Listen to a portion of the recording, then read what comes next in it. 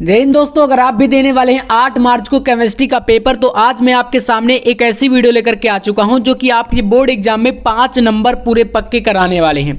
तो आज के इस वीडियो में हम लोग देखेंगे संपूर्ण किताब की महत्वपूर्ण नेमिंग रिएक्शन को, यानी कि जो इस प्रकार से नाम वाली रिएक्शन होती हैं, ऐसी में आपको टॉप की जो रिएक्शन है यानी कि 10 ऐसी महत्वपूर्ण अभिक्रियाओं को उनके आंसर के साथ बताने वाला हूं, जो कि आप लोग बिल्कुल इस वीडियो में कंप्लीट समझ जाओगे। आपको एक भी रिएक्शन में डाउट नहीं रहेगा और बड़े ही आराम से आप लोग कर पाओगे। ठीक है, तो अगर आपको भी रिएक्शन करने में प्रॉब्लम है, केमिस्ट्री में समस्या है, तो आप लोग इस वीडियो को जरूर देखिएगा।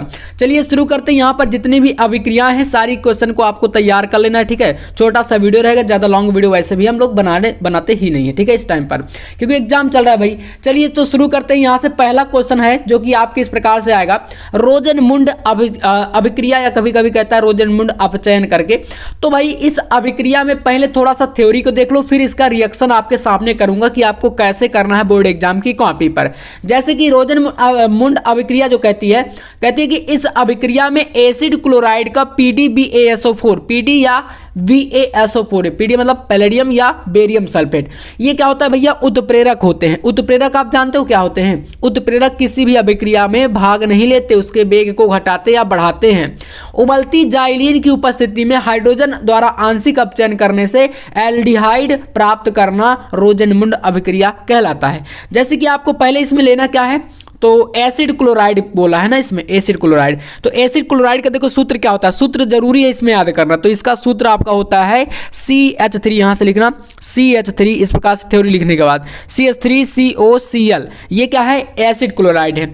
अब आपको यहां पर क्या लेना है आगे, फिर इसके बाद कह रहा है कि PdBaSO4 उत्प्रेरक की उबलती हाइड्रोजन की उपस्थिति, मतलब यहां पर आपको लेना है भैया हाइड्रोजन। ठीक है, और इसके बाद इसका हम लोग कराएंगे रिएक्शन इस तरीके से।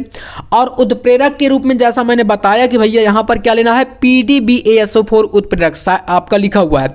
तो इसमें आपको उत्प्रेरक को पता ना कि एरो के इस प्रकार से लिखा जाता है यहां पर, तो PD या तो यहां पर हो सकता है BaSO4, इस तरीके से ये उत्प्रेरक है इसमें।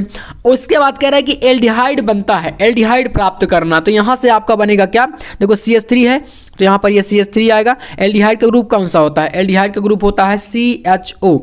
तो C और यहां से एक H निकलेगा, H और O, ये O यहां से निकला और इसमें H बचा और ये Cl बचा है ना, तो HCl आपका एक अलग हो जाएगा। ठीक है, यहां से आपका एक HCl क्या हो जाएगा, हाइड्रोक्लोरिक एसिड अलग। तो ये हमारा जो है ये है एसिटाल्डिहाइड, मतलब एल्डिहाइड ग्रुप आपका ऐड है। बस इतना ही आपको समझ में आना चाहिए और यही हमें बनाना था।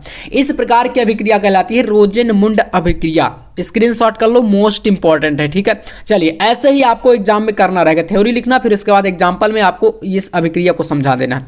चलिए दूसरी रिएक्शन आप देखिएगा, यहां पर क्वेश्चन कह रहा है कि कार्बिल एमीन अभिक्रिया, ये भी बोर्ड एग्जाम में बहुत ज्यादा पूछी जाती है भाई। और कार्बिल एमीन अभिक्रिया में देखो क्या होता है, तो एथिल एमीन को क्लोरोफॉर्म और एल्कोहली पोटेशियम हाइड्रोक्साइड के साथ गर्म करने पर क्या बनता है, एथिल आइसोसाइनाइड बनता है। ठीक है, बस मेन देखो आपको रिएक्शन में थ्योरी में ये देखना है कि आपका यहां पर रिएक्टेंट क्या है और प्रोडक्ट क्या बन रहा है। ठीक है, तो आपको लेना है इसमें एथिलेमीन। एथिलेमीन का फार्मूला देखो होता है, आपको पता है, एथिल के लिए C2H5 लेते हैं और एमीन के लिए भैया NH2 ले लेना है, ये हो जाएगा एथिलेमीन। अब फिर कह रहा है कि यहां पर क्या, क्लोरोफॉर्म का सूत्र होता है CHCl3। ठीक है, ये हो गया हमारा। उसके बाद नेक्स्ट कह रहा है कि पोटेशियम हाइड्रोक्साइड, यानी कि यहां पर आपको लेना है KOH। ठीक है, ये होता है ना पोटेशियम हाइड्रोक्साइड। अब यहां पर एक चीज आपको समझना है, देखो सबसे पहली बात, आप इनमें से अगर देखोगे तो रिएक्शन में पोटेशियम और क्लोराइड, ये जो Cl है, ये आपस में एक दूसरे से रिएक्शन करके एक साइड में अलग होंगे, इसलिए यहां पर 3 है। तो आपको रिएक्शन बैलेंस करना अभी समझ जाना चाहिए, इसलिए इसके लिए यहां पर आपको 3 लगा देना है। ठीक है, ये इतना कर लोगे। इसके बाद यहां से कराओगे भाई रिएक्शन। अब यहां पर कोई आपका उत्प्रेरक वगैरह नहीं है, डायरेक्ट आपको हीट कर देना है, यानी गर्म कर देना है। जब इसको गर्म करोगे तो भैया यहां से क्या बनता है, एथिल आइसोसाइनाइड। तो पहले एथिल ग्रुप तो आपका आएगा, देखो आगे जगह नहीं तो नीचे लिख देते हैं जो बन रहा है। ठीक है, तो एथिल के लिए भैया C2H5 लिख देंगे। आइसोसाइनाइड के लिए पता है आपको कि क्या जुड़ता है, N और C, इस प्रकार से जुड़ते हैं। ये मेन प्रोडक्ट है, इसको बोलते हैं एथिल आइसोसाइनाइड। बाकी का जो बच रहा है उसको साइड में लिखो। अब क्या बचेगा, 3K और 3Cl, मतलब बन जाएगा KCl3, जो कि 3 आपको ऐसे लगा दें तो दोनों बैलेंस हो जाएंगे। खत्म। उसके बाद यहां से क्या बचेगा आपका, यहाँ पर N ले लिए और एक आपका कार्बन यहाँ पर इसका आ गया, तो भैया यहाँ पर H और एक ये 2 H और एक H यहाँ का, तो मतलब बने आपके 3 और यहाँ पर 3 H ये और यहाँ पर 3 O, तो यहाँ से आपका बन जाएगा 3H2O। ठीक है, जल 3H2O। ऐसे रिएक्शन को बैलेंस करना भी आपको आना चाहिए। ठीक है, तो ये 2 रिएक्शन है टॉप की, आप इनको तैयार करो। इसके बाद देखते हैं नेक्स्ट, अगली रिएक्शन आपकी पूछी जाती है सिम्ट अभिक्रिया। तो देखो सिम्ट अभिक्रिया क्या होती है, इसका पहला थोड़ा सा थ्योरी पर नजर डालो। थ्योरी कह रही है कि यह प्राथमिक एमीन बनाने की विधि है। प्राथमिक एमीन बनता है इससे कार्बोक्सिलिक अम्ल की अभिक्रिया हाइड्रोजोइक एसिड यानी कि N3H, ये होता है हाइड्रोजोइक एसिड के साथ सांद्र H2SO4 की उपस्थिति में 0 डिग्री सेल्सियस पर, टेम्परेचर भी देखो इतना है, कराने पर मेथिल एमीन बनता है। इसी को बोलते हैं सिम्ट अभिक्रिया।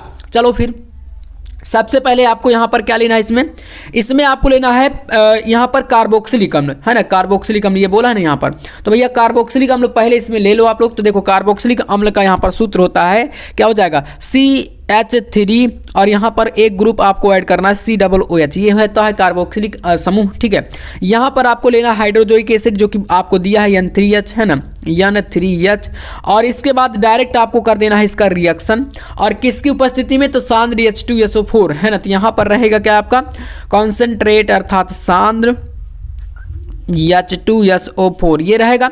और इसके बाद आप यहाँ पर इसको 0 डिग्री सेल्सियस पर गर्म करोगे। 0 डिग्री सेल्सियस पर आपका बनता क्या है, मेथिल एमीन बनता है। मेथिल एमीन के लिए आपको पता है कि CH3 रहेगा, यही मेथिल ग्रुप, और यहाँ पर NH3 हो जाता है, ये मेथिल एमीन है। ठीक है, सॉरी NH2 रहेगा यहाँ पर, ये नहीं, ये आपका NH2, ये मेथिल एमीन बन गया। अब जो बच रहा है उसको आप साइड में लिखो, क्या बच रहा है, एक N ले लिए, यहाँ पर 3 N थे, तो आपको यहाँ पर लिखना है N2, यानी कि 2 बचे ना, तो ये नाइट्रोजन है। नाइट्रोजन क्या होती है, गैस, गैस के रूप में, इसलिए एरो आप ऊपर को दिखा दो। इसके बाद यहाँ पर क्या बचेगा, तो आपका बच जाएगा C और एक ये ऑक्सीजन, एक ये, तो 2 ऑक्सीजन यहाँ पर बचे, और इसके साथ आपका यहाँ पर CO2 ही बचेगा, है ना, क्योंकि हमने क्या किया है भाई, यहाँ से NH2 तो CO2 ही बचेगा। ठीक है, CO2 बच जाएगा, ये रहा। इस प्रकार से बोलते हैं इसको सिम्ट अभिक्रिया। नेक्स्ट है विलियमसन संश्लेषण, ये भैया ईथर बनाने की एक विधि होती है। ठीक है, आपने पढ़ा होगा डाईएथिल ईथर का निर्माण, उसी से संबंधित है ये, और काफी महत्वपूर्ण है, काफी ज्यादा पूछी गई है। अगर नेमिक रिएक्शन आपके पेपर में आएंगी तो इसकी गारंटी है कि आपके पेपर में इससे बाहर नहीं आएगा, कोई भी सेट आपके पास आ जाए। ठीक है, ये समझ जाना। तो चलिए, इसमें होता क्या है, किसी धातु एल्कोक्साइड को किसी एल्किल हाइलाइड के साथ गर्म करके ईथर प्राप्त करना विलियमसन संश्लेषण कहलाता है। देखो यहां से सबसे पहले एल्कोक्साइड और एक आपको लेना है इसमें एल्किल हाइलाइड, है ना, यहां पर बोला है ना, तो एल्कोक्साइड के लिए आप लोग यहां पर लिख सकते हो C2H5 और ONA, ये हो जाएगा एथॉक्साइड, पढ़ते ना इसको, ONA जहां पर जुड़ जाता है। और इसके बाद आपको कह रहा है कि कोई आपको एल्किल हाइलाइड, तो पहले एल्किल ग्रुप के लिए आपको C2H5 लेना है। ईथर बनता है तो भाई दोनों तरफ आपके एथिल जो होते हैं वो मतलब 2 रहते हैं ना, सेम सेम। और हाइलाइड में आपको कोई एलिमेंट ऐसा लेना है जो हाइड्रोजन एलिमेंट हो, जैसे कि क्लोरीन, ब्रोमीन, आयोडीन, स्टेटिन, ऐसे। तो जैसे मान लो हमको यहाँ पर I लेना है, ठीक है, ये आपका वर्ग 17 का होता है, हाइड्रोजन एलिमेंट होता है। आप इसको ले लिए डायरेक्ट। इसके बाद कुछ नहीं, आपको इन दोनों को गर्म कर देना है। दोनों को जब गर्म करोगे तो यहां से आपका क्या बनता है भैया, ईथर प्राप्त करना कहता है ना, तो डाई एथिल ईथर बनता है। अर्थात डाई एथिल ईथर का फॉर्मूला यहां पर लिख दो C2H5O, और यहां से एक ये वाला, एक इधर का ये जुड़ गया, एक ये बचा, और O आपका बीच में ईथर ग्रुप होता है, तो C2H5 ये बन गया, इधर ये बन गया आपका पूरा डाई एथिल ईथर। और बचेगा क्या, तो यहां से N और ये I, तो बच जाएगा प्लस NaI, अर्थात इसको बोलते हैं सोडियम आयोडाइड। खत्म रिएक्शन भैया। यहां पर आप ये समझ लो कि आपको सिर्फ बैलेंस करना थोड़ा बहुत आना चाहिए। लेफ्ट और राइट में दोनों तरफ ये देखना है कि कितनी संख्याएं कौन सी हैं, बराबर करके आ जाओ। चाहे जितना आपको अगर 10 लगाना पड़े, 5 लगाना पड़े, कुछ भी लगाना पड़े संख्या, आपको इससे नहीं देखना है ना। आप सिर्फ उसको बराबर करो, कैसे भी करो, मार कूट के आपको उसको वहां पर बराबर लाना, ये समझ के जाओ आप लोग, ठीक है। तो बस यही होता है बैलेंस करना। 4 रिएक्शन। 5वीं देखिए बुर्ज अभिक्रिया, ये काफी ज्यादा महत्वपूर्ण है। इसमें कह रहा है कि एल्किल हाइलाइड की सोडियम धातु धातु से क्रिया शुष्क ईथर की उपस्थिति में कराने पर एल्केन बनती है। अब देखना यहाँ पर कितना मजे से मैं कराता हूँ। सबसे पहले कह रहा ना एल्किल हाइलाइड। एल्किल जैसे कि यहाँ पर हम लोग लेते हैं यहाँ पर CH3 या आप लोग ले सकते हैं C2H5 कोई भी एल्किल समूह। और हाइलाइड में आपको पता ही है कि भाई यहाँ पर हम लोग क्या लेंगे, आई ले सकते हो या Cl ले सकते हो, क्लोरीन या Br ब्रोमीन ले लो, है ना, कोई भी एलिमेंट आप लोग हाइड्रोजन परिवार का ले लो, हाइलाइट हो जाएगा। फिर कह रहे हैं कि सोडियम धातु से क्रिया, मतलब यहां पर आपको क्या लेना है, यानी लेना है सोडियम। अब कह रहा है कि शुष्क ईथर की उपस्थिति में कराने पर, तो भैया इसका रिएक्शन आप लोग इस प्रकार से करा दो और रहेगा किसकी उपस्थिति में, ईथर की उपस्थिति में। देखो जो आपका उत्प्रेरक है वो सबसे मेन होता है किसी भी अभिक्रिया का। आपका नाम समझ जाओगे, जैसे वृक्षफिटिंग अभिक्रिया है या वृक्ष अभिक्रिया है तो यहाँ पर आपको ईथर लेना पड़ेगा इस प्रकार से उत्प्रेरक के रूप में। अब इसका जब रिएक्शन आप कराओगे तो देखना यहाँ से क्या बनता है। सबसे पहली बात यहाँ पर आपको एक चीज और समझना है, एल्केन बनता है, एल्केन, एल्कीन, एल्काइन। आपको देखो यहाँ पर थोड़ा समझना पड़ेगा। आपका एल्केन अगर बनाना तो यहाँ पर 2 कर दो और इसको 2 कर दो। अब देखना मैं बताता हूँ, यहाँ से बनेगा CH3 और ये 2 लगा तो यहाँ पर एक और CH3 है तो सिंगल बॉन्ड लगा के CH3 कर दो, ये एल्केन है ना। जैसे कि मेथेन, एथेन, तो एथेन है बन गया तो वही है एल्केन वाला फार्मूला ही फॉलो हुआ है। और यहाँ पर बनेगा आपका Na और आई आपके यहाँ पर आई भी 2 है और Na भी 2 है। हमने 2 इसलिए लगाया था क्योंकि बैलेंस हो जाती है, यहाँ पर NaI हो जाएगा और सामने 2 लगा दोगे दोनों बैलेंस। अब इसका संरचना भी बना लेना, आपका पूरा का पूरा सही आएगा। ये आपका इस प्रकार से एल्केन के फार्मूले से एथेन बन गया। तो ये देखो इस तरीके से आपका यहाँ पर आता है। अब ये 5 रिएक्शन हो चुकी है यहाँ से। अगला रिएक्शन आपके बोर्ड एग्जाम में पूछी जाती है डिहाइड्रोहाइलोजनीकरण। इसको बोलते क्या है, डिहाइड्रोहाइलोजनीकरण बोलते हैं। चलिएगा इसको भी देखते हैं। तो किसी अभिकारक अणु में से अगर HX हाइड्रोजन हाइलाइड का अणु KOH यानी एल्कोहलिक पोटेशियम हाइड्रोक्साइड की उपस्थिति में पृथक होने की अभिक्रिया को हम बोलते हैं डिहाइड्रोहाइलोजनीकरण बोला जाता है। ठीक है, अब देखो यहां पर आप कोई ऐसा यौगिक लो जैसे कि कोई आपका HX हाइड्रोजन हाइलाइड हो। ठीक है, जैसे यहां पर हम लोग इसको ले सकते हैं C2H5Br या इसी की संरचना बनाए अगर तो C2H5Br की तो C2 और यहां पर देखो आपको पता है कार्बन की संयोजकता 4 बॉन्ड आपको लगाने पड़ेंगे इस तरीके से, ये बॉन्ड लग गए। अब यहां पर अगर देखोगे तो एक जगह पर आप Br ऐड कर दो, बाकी हर जगह पर आपको HH ऐसे क्या कर देना है, जोड़ देना है। ये आपके HH आपके हर जगह ऐड हो गए। इसको बोलेंगे हम लोग एथिल ब्रोमाइड। अब इसके साथ कह रहा है कि एल्कोहलिक पोटेशियम हाइड्रोक्साइड यानी KOH लेना है, तो यहां पर ले लो आप लोग KOH जो कि एल्कोहलिक रहेगा। और इसका जब रिएक्शन आप कराओगे तो कह रहा है कि उपस्थिति में पृथक होने पर अभिक्रिया डिहाइड्रोहाइलोजनीकरण कहलाती है। अब यहां से देखना, आपको पता है कि जो पोटेशियम है वो हाइड्रोजन एलिमेंट के साथ हमेशा रिएक्शन करता है, तो K तो आपका निकल जाएगा Br के साथ। बचा कौन, बचेगा आपका यहां पर एक बॉन्ड, ये खाली हो गया, इसकी जगह खाली हुई तो इस जगह पर कोई बैठना चाहिए कि नहीं, तो अगर नहीं बैठेगा तो एक H निकलेगा, या तो फिर बैठ जाएगा तो फिर नहीं निकलेगा।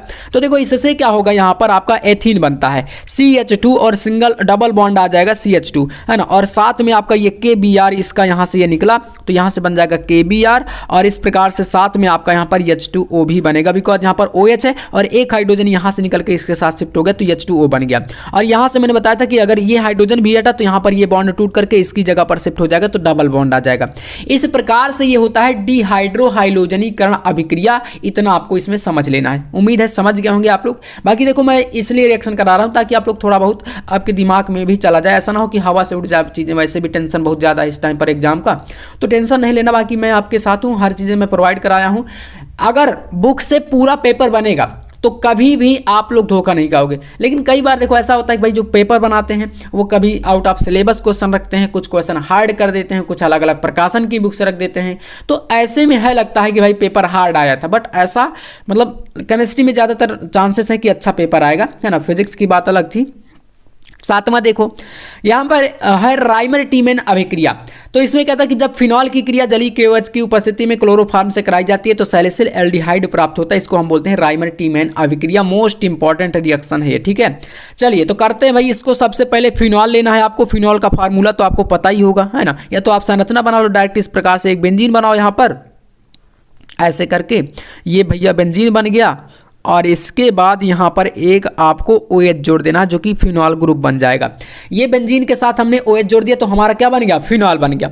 अब इसके बाद यहाँ पर लेना क्या है, कह रहा है कि क्लोरोफॉर्म से कराई जाती है, मतलब आपको CHCl3 लेना पड़ेगा किसकी, KOH की उपस्थिति में। तो यहाँ पर फिर आपको क्या लेना है, KOH और इसके अलावा और कुछ क्या है का, फिनॉल की क्रिया जलीय KOH की उपस्थिति में क्लोरोफॉर्म से कराई जाती है। तो यहाँ से आपको बनेगा क्या, सैलिस एल्डिहाइड प्राप्त होता है। देखो यहाँ पर आपको क्षारीय KOH या आप यहाँ पर ले सकते हो NaOH भी ले सकते हो, ठीक है, वो भी एक आप प्रकार का आपका यौगिक होता है। तो जैसे KOH ही हमको लेना है तो यहाँ पर हम KOH कर सकते हैं, कोई क्षारीय यौगिक लेना है आपको, ठीक है। इसको जब लोगे यहाँ पर तो Cl3 है, इसके लिए आपको यहाँ पर 3 लगाना, क्योंकि K आपका Cl के साथ रिएक्शन करेगा तो ये 3 है और ये आपका 1 रहेगा, तो कैसे रिएक्शन कर पाएगा, बैलेंस नहीं होगा। तो इसके लिए 3 यहाँ पर है तो यहाँ पर भी 3 लगा दो ताकि आपके पोटेशियम और क्लोरीन दोनों बराबर हो जाएं। अब इसके बाद यहाँ से क्या करना है, इसका रिएक्शन करा दो डायरेक्ट यहां से, और करेंगे क्या, इसको गर्म कर देंगे, ठीक है। जब गर्म करेंगे तो भैया सबसे पहले इधर बेंजीन था, इधर तो आएगा ही, तो एक बेंजीन यहां पर बना दो ऐसे करके। ये भैया बन गया हमारा, क्या बन गया, जो हमको बनाना था, ये बेंजीन बना। अब इसके बाद OH यहां पर है तो भैया OH यहां पर ऐड हो जाएगा। सैलिस एल्डिहाइड शब्द आया है इसमें, सैलिस एल्डिहाइड, सैलिसिल एल्डिहाइड, तो एल्डिहाइड ग्रुप भी इसमें ऐड होगा तभी ना आया है। तो यहां पर एक दूसरे पोजीशन पर CHO ऐड कर देना है, एल्डिहाइड ग्रुप। इसके बाद आपको प्लस करना है और यहां से KCl आपका यानी कि 3KCl भी आपका बनेगा, और साथ में आपको फिर बचे हुए यौगिक को आगे लिख देना है, ठीक है। तो बैलेंस करने का तरीका, सबसे बेटर तरीका यही है, रिएक्शन को देखो उसके आगे आप लोग लिखते जाओ, ठीक है। तो इस रिएक्शन को आप लोग खुद बैलेंस करना, मैं आपको बता दिया हूं। मेन प्रोडक्ट यहां पर ये सैलिस एल्डिहाइड है और जैसे जैसे करना वो चीजें मैंने बता भी दिया। चलिए नेक्स्ट रिएक्शन को देख लेते हैं क्योंकि वीडियो थोड़ा सा लॉन्ग हो रहा है। 8वां क्वेश्चन है Friedel craft, most important reaction है प्यारे दोस्तों, इसको जरूर कर लीजिएगा। वैसे करना सारी रिएक्शन है और इसीलिए मैंने सारे रिएक्शन को आपको समझाया भी है। चलो फ्रीडल क्राफ्ट अभिक्रिया कहती है कि जब बेंजीन और किसी एल्किल या एसिल हाइलाइड को निर्जल AlCl3 की उपस्थिति में, यहां पर उत्प्रेरक का जरूर ध्यान देना इस रिएक्शन को कराते टाइम, ये निर्जल AlCl3 अगर इसको नहीं लिखोगे ना तो रिएक्शन पूरी गलत मानी जाएगी। तो चलो सबसे पहले आपको कोई बेंजीन लेना, जैसे कि हमने यहाँ पर ले लिया C6CH6, ये बेंजीन हो गया। अब इसमें आपको लेना है CHCl3 जो कि एक आपका क्या है, मेथिल क्लोराइड या एथिल क्लोराइड एल्किल हाइलाइड के तौर पर। अब इसके बाद इन सभी का क्या करा दो, यहाँ से दोनों का रिएक्शन करा दो इस तरीके से, और इसकी उपस्थिति किसकी रहेगी, निर्जल, जो कि आपका रहेगा यहाँ पर AlCl3 और ये रहेगा भैया निर्जल। ये इस रिएक्शन की सबसे बड़ी पहचान है। यहां से बनता क्या है, तो यहां पर बेंजीन है तो C6 और यहां से एक हाइड्रोजन हटेगा तो H5 बचेगा, एक हाइड्रोजन Cl के साथ चला जाएगा, और यहां पर देखोगे तो C6H5 और सॉरी यहाँ पर टॉलुइन बनेगा तो ये CH3 इसकी जगह पर एक बॉन्ड हटा तो यहाँ से ऐड हो जाएगा CH3, और साथ में आपका प्लस HCl, H के साथ Cl निकल जाएगा, ये आपका टॉलुइन बन जाता है, ठीक है। क्या होता है, इसको बोलते हैं टॉलुइन बोलते हैं इस तरीके से। तो यहाँ से ये रिएक्शन आपकी इस प्रकार से हो जाएगी, ठीक है। अगला है हाइलोफॉर्म अभिक्रिया। हाइलोफॉर्म अभिक्रिया देखो क्या होती है, तो एथिल अल्कोहल, जब पहले एथिल अल्कोहल तो सबसे पहले हम उसी को ले लेते हैं C2H5, जैसा बोलता जाएगा वैसे लेते जाना है। C2H5 प्लस कह रहा है कि हाइड्रोजन तथा NaOH, यहाँ पर ले लो NaOH के साथ हमको क्या करना है, गर्म करना है। तो यहाँ पर कोई हाइड्रोजन जैसे कि आप यहाँ पर Cl ले लो, ठीक है, इसको कर दो यहाँ से रिएक्शन और कर दो गर्म, है ना। लेकिन यहाँ पर क्या करना है, आपको इसमें 4 लगाना और यहाँ पर 3 लगाना है और ये 2 लगा दो Cl2। अब देखो बैलेंस करना, तो गर्म करने पर हाइलोफॉर्म बनता है, इसी को हम बोलते हैं हाइलोफॉर्म अभिक्रिया। अब जो बनेगा उसको यहाँ पर लिखते हैं। सबसे पहले आपको यहाँ पर मिलेगा CHCl3 जो कि क्लोरोफॉर्म है, इसमें प्राप्त होगा 3NaCl, और साथ में आपको यहाँ पर नीचे लिखते हैं प्राप्त होगा आपको HCOONA, ठीक है, और बनेगा 3H2O। इतनी रिएक्शन आपकी बनेगी, ये होती है आपकी हाइलोफॉर्म अभिक्रिया। एंड लास्ट रिएक्शन है वुड्स फिटिंग अभिक्रिया, तो इसको भी आपको करना है कुछ इस तरीके से है। देखो कह रहा है एल्किल हाइलाइड का एथिल हाइलाइड से शुष्क ईथर में सोडियम की उपस्थिति में संयोग करके एरोमेटिक हाइड्रोकार्बन प्राप्त करने की अभिक्रिया वुड्स फिटिंग अभिक्रिया कहलाती है। सबसे पहले यहाँ पर सिंपल सी रिएक्शन है, कुछ भी नहीं। यहाँ पर आपको क्या लेना है, कह रहा है कि एल्किल हाइलाइड और एथिल हाइलाइड। तो भैया एल्किल हाइलाइड यहाँ पर एक ले लो C6H5 आई ले लो, ऐसे हाइलाइड एलिमेंट कोई भी ले सकते हो। और साथ में आप यहाँ पर CH3 एक आपका एथिल हाइलाइड ले लो, तो ये हो जाएगा। और साथ में आपको फिर क्या कर रहा है कि सोडियम की उपस्थिति में, तो भैया यहाँ पर Na ले लो, सोडियम हो जाएगा। ये 2 आई हैं, आपको पता है कि सोडियम के साथ ही आई जाएंगे, तो इसलिए 2 यहाँ पर लगा दो क्योंकि ये 2 हैं। अब इसके बाद डायरेक्ट करा दो रिएक्शन, और किसकी उपस्थिति में है, तो शुष्क ईथर की उपस्थिति में है, तो यहाँ पर लिख दो शुष्क ईथर। देखो जैसे बता रहा हूँ सिंपल रिएक्शन ऐसे ही कराना, शुष्क ईथर की उपस्थिति में। अब यहाँ से क्या बनेगा, ये C6H5 और ये आपका CH3, ये आपके आएंगे यहाँ पर, तो C6H5 और यहाँ पर ऐड हो जाएगा CH3, और साथ में Na और I आपके इधर आएंगे, तो यहाँ से आपको 2 लगा देना क्योंकि 2 हैं, तो ये बैलेंस हो जाएगा। ये जो प्राप्त हुआ इसी को बोलते हैं हम लोग टॉलुइन, और ये आपका इस तरीके से पूरी रिएक्शन यहाँ से कंप्लीट हो जाती है। तो टॉप की मैंने ये 10 जो रिएक्शन आपको बताई है इस वीडियो में, अगर इनको कर लोगे तो आपका जो नेमिंग रिएक्शन है वो इससे बाहर नहीं आएगा। वीडियो कैसा लगा कमेंट में बताना। बाकी ऐसे ही वीडियो के लिए चैनल को सब्सक्राइब जरूर कर लीजिएगा। मिलते हैं नेक्स्ट वीडियो में नेक्स्ट टॉपिक के साथ, तब तक के लिए जय हिंद, वंदे मातरम।